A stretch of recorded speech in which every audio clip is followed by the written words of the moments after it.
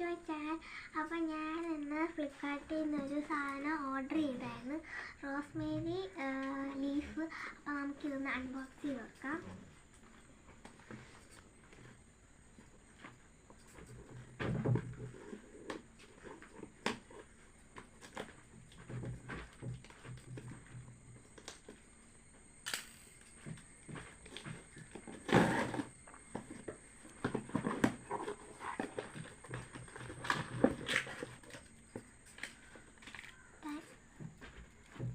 ഇത് നമുക്ക്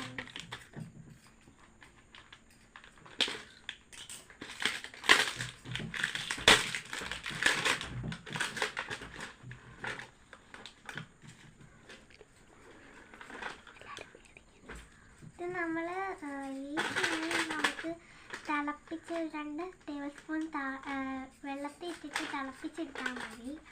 അതാണ്